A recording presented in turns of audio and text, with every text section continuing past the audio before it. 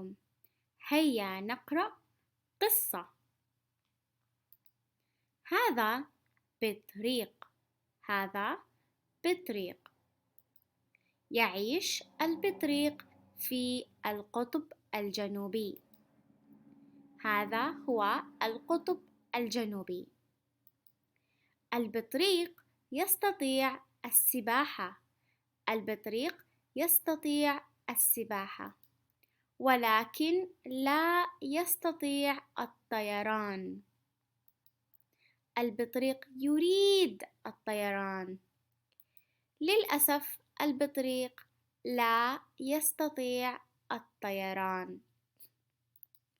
هذه مشكلة. هذه مشكلة كبيرة. سؤال: من لا يستطيع الطيران؟ العصفور أم البطريق؟ البطريق لا يستطيع الطيران.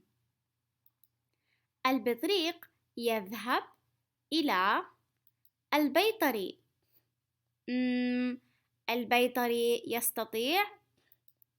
لا، البيطري لا يستطيع إصلاح المشكلة. البيطري لا يستطيع إصلاح المشكلة.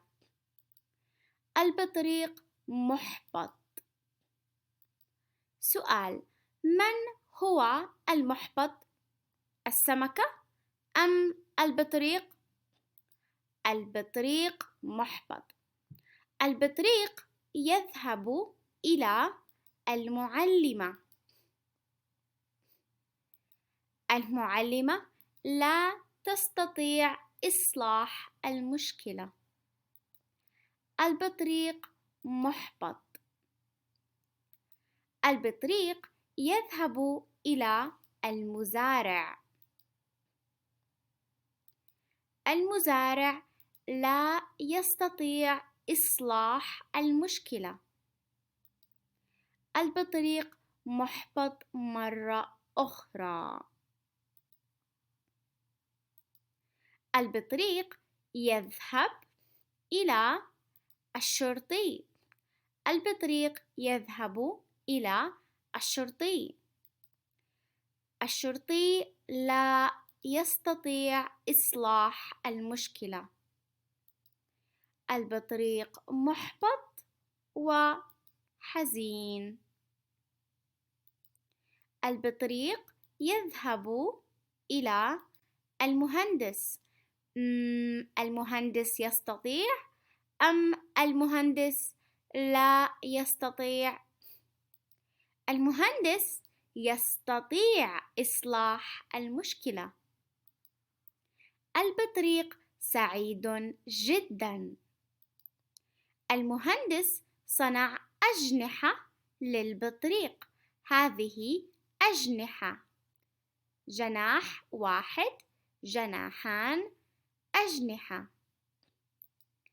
البطريق يستطيع الطيران. سؤال: من هو السعيد؟ الكلب سعيد أم البطريق هو السعيد؟ البطريق سعيد جدا. سؤال: من الذي صنع الأجنحة للبطريق؟ الشرطي أم المهندس؟ المهندس صنع الأجنحة. وهذا كان نهاية الفيديو. إذا أعجبكم الفيديو يمكنكم مساعدتي عن طريق الاشتراك وكتابة التعليق. مع السلامة.